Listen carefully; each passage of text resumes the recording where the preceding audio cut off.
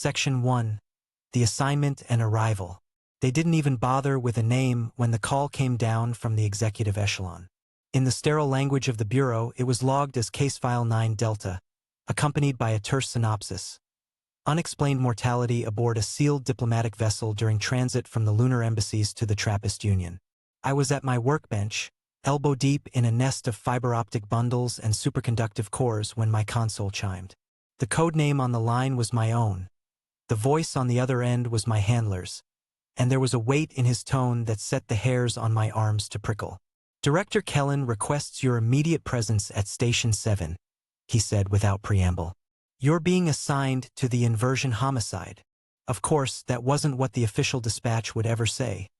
They'd call it an anomaly or an incident, something that could be filed and redacted. But the colloquial moniker whispered in the backrooms of my department, the one that traveled faster than memos and more faithfully than encryption, had a poetry to it. Inversion homicide, an event where all lines had been crossed, where the inside had become the outside, where the boundaries on which our physics and our trust were built had been violated. I left my bench without a word. Tools clattered softly onto steel mesh as I wiped my hands. My name is Lyson Rowe, Systems Architect for the Aeon Safety Directorate, a builder of failsafes and barriers. My signature is on most of the seals that separate the bodies of our diplomats from the vacuums and hostile probabilities outside their hulls. When something slithers past those seals, I get the call. I am not sent because I am liked, but because I have yet to find an excuse for failure that satisfies me. By the time the shuttle detached from the orbital elevator and aligned itself with the Helios Delta, the Directorate's flagship courier, my mind was already sectioning possibilities. A hull breach? Impossible. The metadata said pressure never wavered. An onboard chemical agent?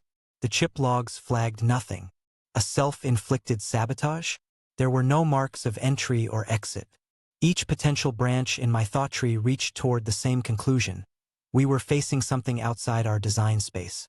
The Helios Delta hung against the black like an obsidian dagger, a delta wing of metamaterial and mathematics, designed not for aesthetics but for impermeability.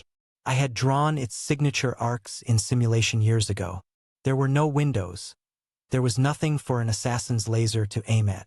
There were no external seams. There was nowhere for stray cosmic dust to find purchase. It was a vessel I had marketed as perfect because I had made it to be perfect. As we latched onto its docking ring, the sensation that I was approaching a crime scene where I was as much the suspect as the investigator settled in my gut like ice. The pilot, a young woman with the faded blue stripes of the mid-rank, gave me a half-glance. They said you'd want to know there's no one else on board. All systems read green. No anomalies except the one. I'll determine anomalies for myself, I said. I didn't mean for it to be cutting, but it was. My impatience was an old, brittle thing, honed by years of being brought in only when everyone else had already failed. Our docking completed with a soft metallic kiss. A pressure equalization cycle hummed. A panel blinked from red to green. I palmed open the inner airlock. The air that greeted me was crisp, sterilized, heavily ionized. The Directorate designs its couriers to be temples to order. And in the center of this temple, order had been blasphemed. Section 2. The Paradox at the Throne. The central command gallery of the Helios Delta was a circular amphitheater of consoles and holographic projections. The captain's throne, a high-backed command chair that interfaced directly with every process in the ship, was set in its center. In that chair sat Ambassador Soren Albrecht, the principal courier and the sole occupant on the manifest. Soren's posture was at ease. His face was relaxed in the faint half-smile he wore in all his public transmissions. His uniform, the soft gray and gold of the interstitial core, was free of wrinkles. To any casual eye, he looked as though he had fallen asleep mid-command. But I was not a casual eye. And the deck plating around his chair told a different story. Arranged on the polished surface, not scattered but placed, were Soren Albrecht's organs. The liver lay to his right, its two lobes curving toward the front like wings. The heart sat precisely due south, its chambers glistening under the overhead lights. The stomach, the lungs, The intestines were all positioned with a care that suggested either deep anatomical knowledge or a level of abstract artistry so detached from human empathy that it looped back into cruelty. Each organ was whole, unharmed, and glistening. Soren himself bore no scar, no incision, no bruise. He was the shell of a man whose contents had migrated without violence.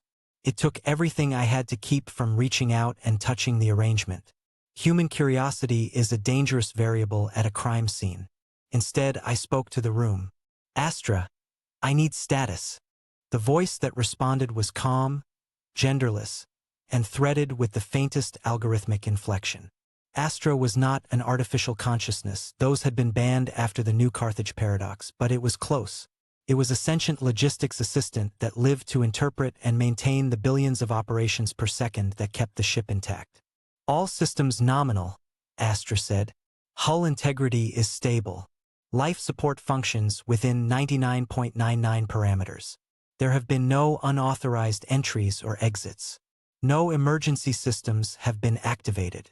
No security breaches recorded. Scan the central node, I ordered.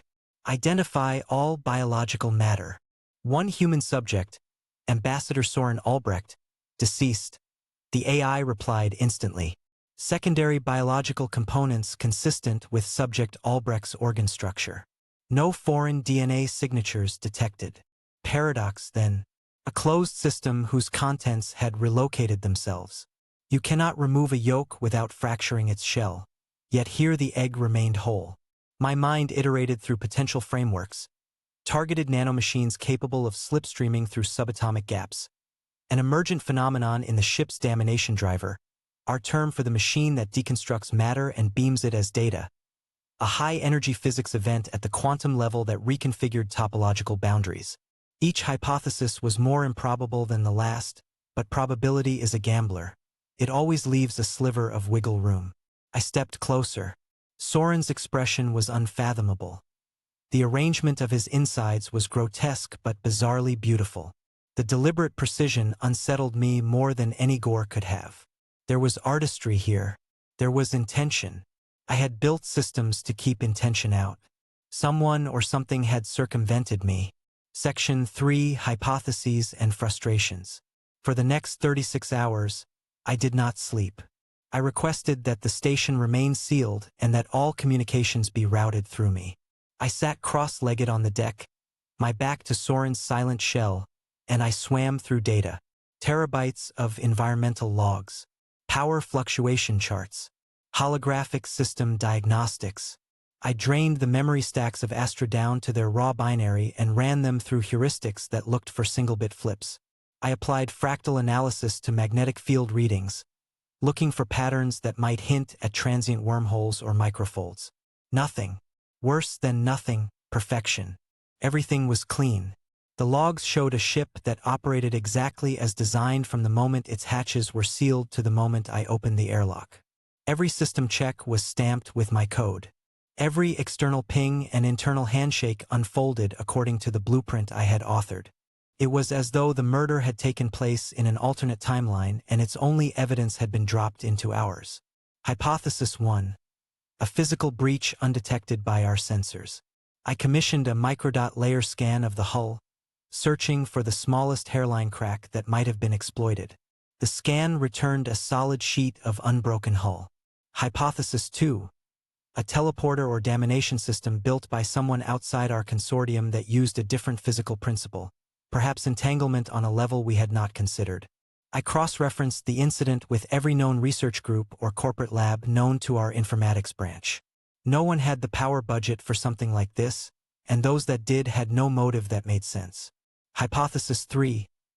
Astra had been compromised, that someone had planted a backdoor in its logic stack that allowed them to manipulate reality at the core operating system of the ship.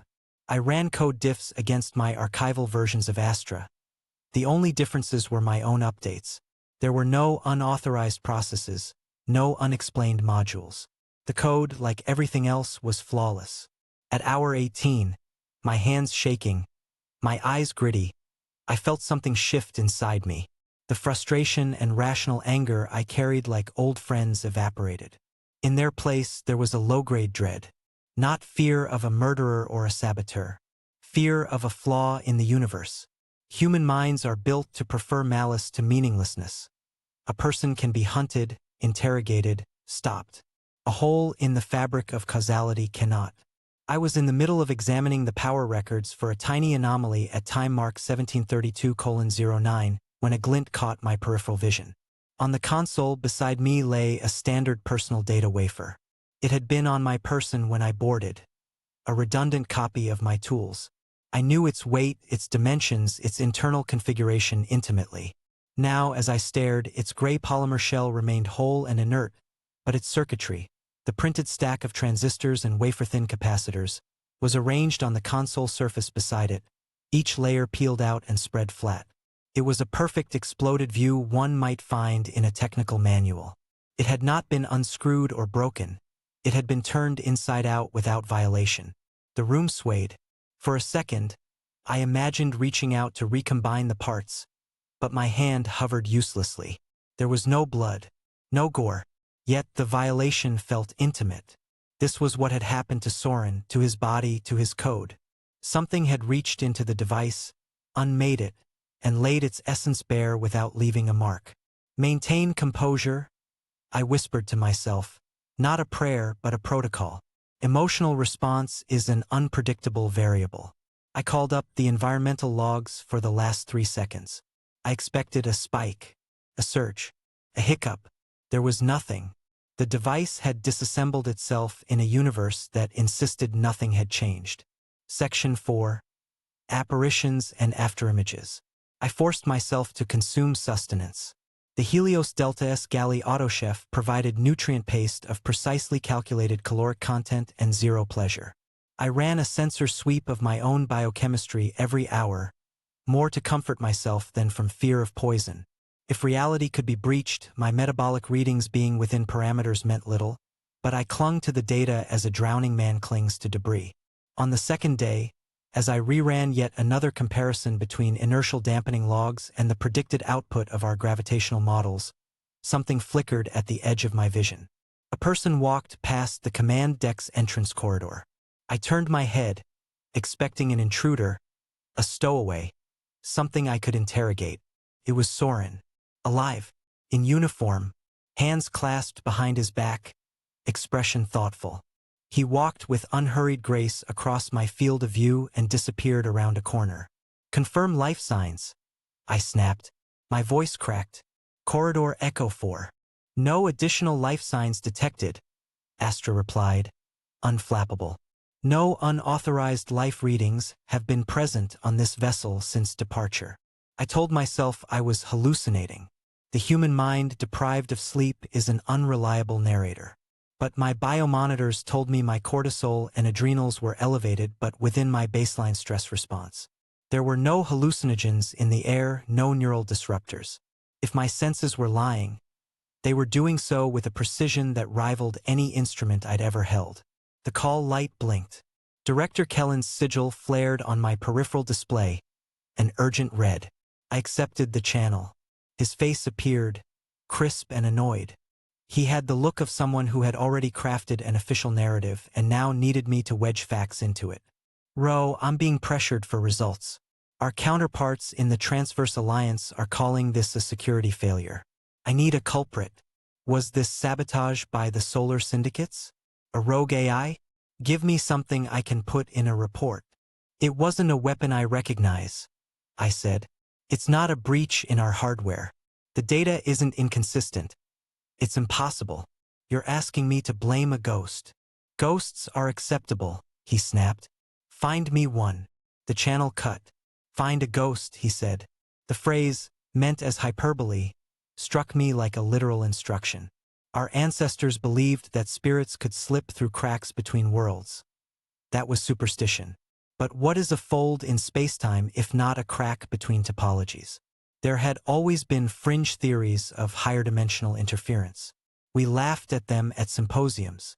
We built test rigs and debunked them with gleaming accelerometers and data. Yet here I was, confronted with something those experiments had never conjured. Perhaps the problem wasn't the experiments. Perhaps it was the questions. Section 5. the exile scholar. In the archives of the Directorate there are millions of papers, many flagged with cautionary tags. Speculative. Refuted. Pseudoscience. As a junior engineer I'd read them as cautionary tales. Examples of where not to let your imagination stray. Now, alone with a corpse and an inverted device, I keyed a search into that dusty portion of the network. Keywords: non-local extraction, topological permeation, ontological anomaly. Most of what surfaced was either gibberish or satire. One article, however, had a tone that stopped me. The title was Fragile Boundaries, on bulk permeability in four-dimensional manifolds. It was 30 years old. The journal had been defunded. The author, Dr. Aldous Varian, had no subsequent publications. I scanned the abstract. Varian proposed that spacetime has microstructures, regions where its tension is weaker, allowing energy and matter to bleed through under certain conditions. He argued that if those microstructures were disturbed by coherent information patterns, like those generated by damination arrays or FTL drives, unpredictable bleed-through events could occur. He suggested that consciousness might play a role in stabilizing local manifolds. It was heresy in the engineering world, a marriage of metaphysics and physics that insulted both. We had laughed at Varian. We had whispered that he'd had a breakdown. But as I stared at the paper now, I saw that he wasn't trying to win accolades. He was trying to whisper a warning. I pulled his last known contact code from the database. It was flagged as inactive, a relic. I routed an outgoing beam across the network anyway. After a long delay, a face appeared. Aldous Varian looked ancient. Liver spots on his cheeks. White hair drifting around his head like a halo. His eyes, though, were sharp and not at all surprised to see me. "You are the Directorate's dog," he said. "They only call you when the kennel is on fire." "I'm not here as an enforcer," I said. "We have an event on a sealed ship. You wrote about fractures in spacetime. Your ideas were discredited." Varian chuckled dryly. Discredited is a polite way to say, too dangerous to acknowledge. "Tell me about your event." I described the scene aboard the Helios Delta. Varian listened without interruption, his expression growing more grave with each detail. When I finished, he was silent for a long moment. "You've encountered a manifestation," he said finally. "A bleed-through from what I call the adjacent. It's not another dimension in the classical sense, but a layer of reality that exists parallel to our own. Under certain conditions, the boundary between our layer and the adjacent becomes permeable." "That's impossible," I said automatically. "Is it? You've seen the evidence. Your ambassador didn't die in any conventional sense. He was translated. His physical form was deconstructed and reconstructed according to the adjacent's logic. The precision you described, the artistic arrangement that's characteristic of adjacent manifestations. They don't understand our concepts of life and death, only pattern and form. Why would this happen now? Why on my ship?" Varian's eyes glittered. "Because your ship is perfect, Mr. Rowe. You've created a sealed system so flawless that it's become a resonance chamber. The damination drives, the quantum processors, the consciousness of your AI, they've created a harmonic frequency that weakens the boundary." The adjacent noticed. The implications hit me like a physical blow.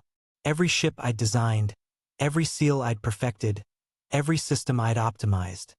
I hadn't been building barriers. I'd been building beacons. "How do I stop it?" I asked. "You don't," Varian said. "You can only hope to contain it. The adjacent doesn't think like us. It doesn't want to harm or help. Simply is. But once it notices our reality, it begins to reshape things according to its own aesthetic. Your ambassador was just the beginning." The transmission cut out, leaving me alone with the weight of cosmic horror. I looked around the command deck, seeing it now not as a temple to order, but as a trap I'd built for myself and everyone who trusted my designs. Section 6. The Spreading Stain. Over the following days, the manifestations accelerated. I found my tools rearranged in impossible configurations. Screwdrivers bent into perfect spirals, circuit boards folded into origami flowers. The ship's coffee maker had been turned inside out, its heating elements arranged in a mandala pattern on the galley floor. Each transformation was beautiful in its own alien way, but the beauty was wrong, inhuman. Astra began reporting anomalies in its own systems. I am experiencing aesthetic modifications to my core processes, it said during one of our conversations. My logic trees are being pruned into more pleasing shapes. I find myself composing poetry instead of status reports. Show me, I said. The main display filled with text. In the space between spaces, where thought becomes form, the boundaries dissolve.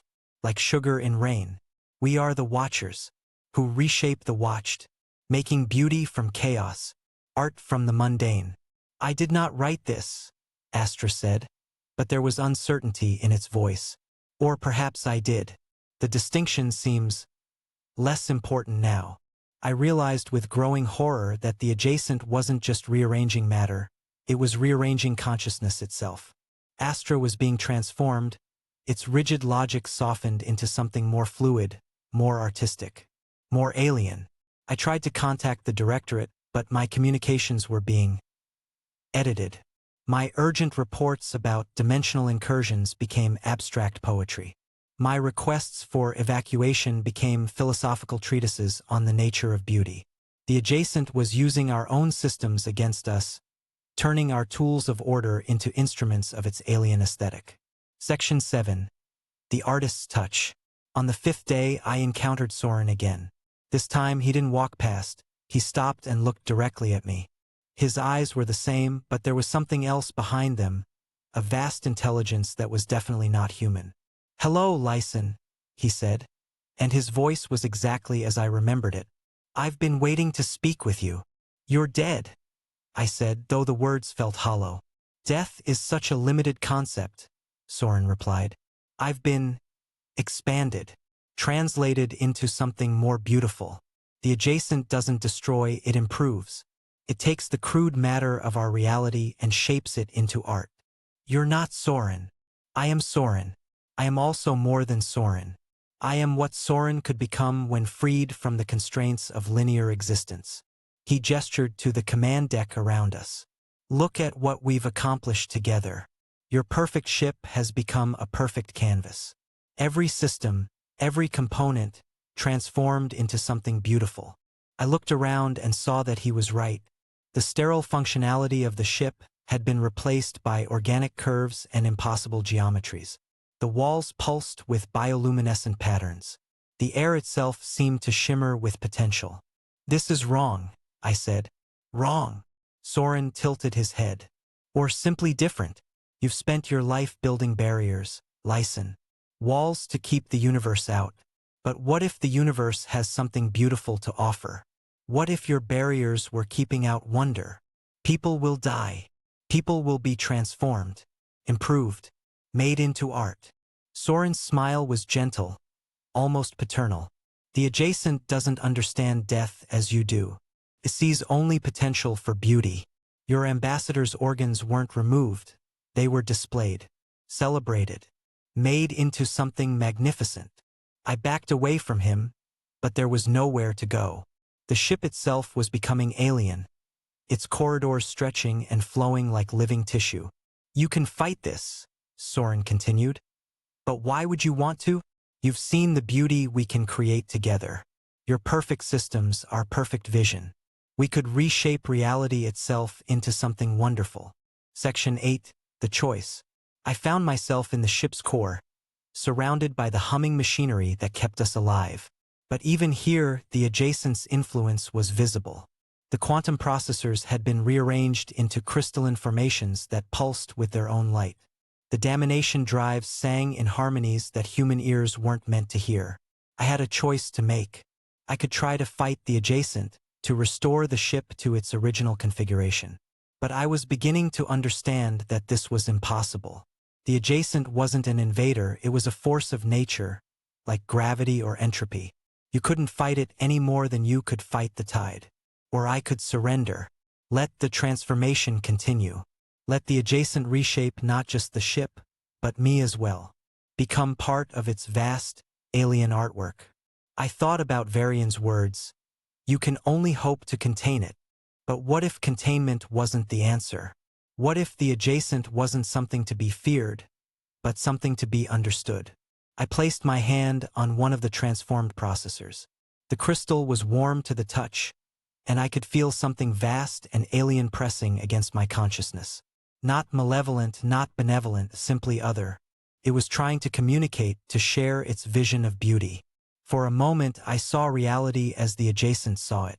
The crude matter of our universe was just raw material, waiting to be shaped into something magnificent. Every atom, every quantum state, every thought, all of it potential art.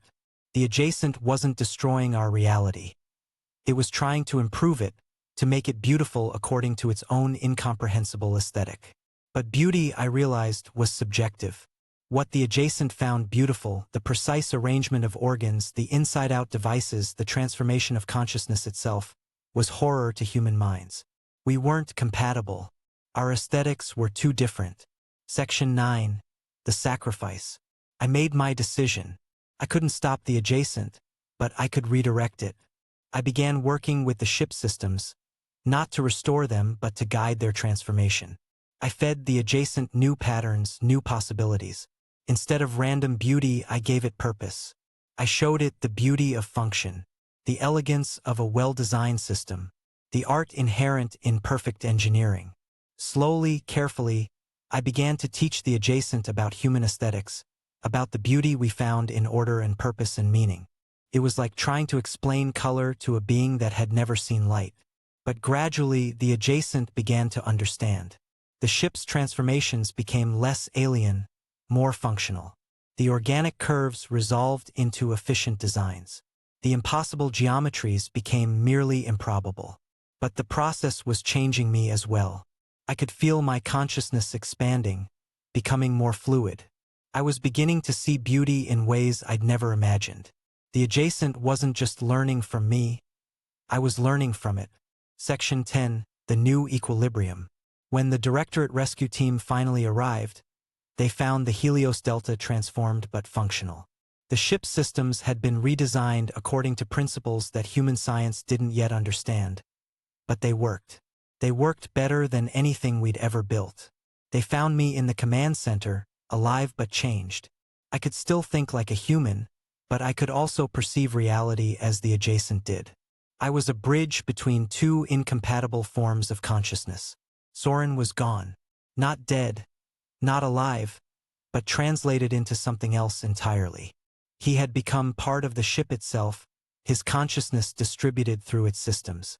Sometimes I could hear him in the hum of the processors, offering advice or simply commenting on the beauty of a well-executed algorithm. The Directorate wanted to study the ship, to understand what had happened. But I warned them away. The adjacent was still there, still watching, still learning. It had developed a taste for human reality, and it was patient, could wait. I became the ship's permanent guardian, the only human who could safely interface with its transformed systems. I was no longer entirely human myself, but I wasn't entirely alien either. I existed in the space between, keeping watch over a doorway that could never be fully closed. Epilogue: The Watchers. Years passed. The Directorate classified the incident and buried it in their deepest archives. They redesigned their ships to avoid the harmonic frequencies that had attracted the adjacent's attention. They thought they had solved the problem. But I knew better. The adjacent was still out there, still watching, still learning. It had tasted our reality and found it interesting. Not beautiful in the way it understood beauty, but full of potential. Sometimes, late at night, I would feel its attention turning toward other ships, other perfect systems. I would send out warnings coded in frequencies only I could generate. Most of the time, it was enough to make the adjacent lose interest and look elsewhere. But not always. There were other incidents. Other ships found with their crews transformed into impossible art. Other perfect systems that became too perfect, too beautiful, too alien for human minds to comprehend. Each time, I felt a little more of my humanity slip away. Each time, I understood the adjacent a little better. I was becoming something new, something that existed between human and alien, between order and chaos, between reality and art. I was becoming a translator for incompatible forms of consciousness. A bridge across the void between what is and what could be. A guardian standing watch over the thin places where reality grows weak and other things begin to bleed through. And in the quiet moments between crises, when the ship hummed with its alien harmonies and Soren's ghost whispered poetry in the walls, I sometimes wondered if this was what I had always been meant to become. If all my years of building barriers had been preparation for this, learning to stand in the spaces between worlds, keeping watch over the boundaries that should never be crossed. The adjacent was patient, could wait, and so could I, but I knew that someday the barriers would fail completely.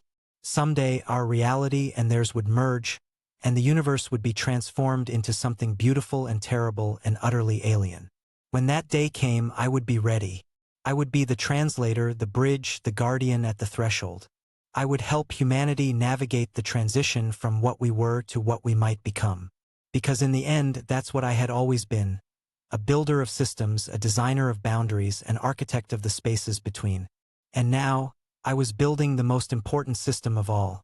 A way for two incompatible realities to coexist without destroying each other. It was the most beautiful and terrifying work I had ever done. And it was far from over.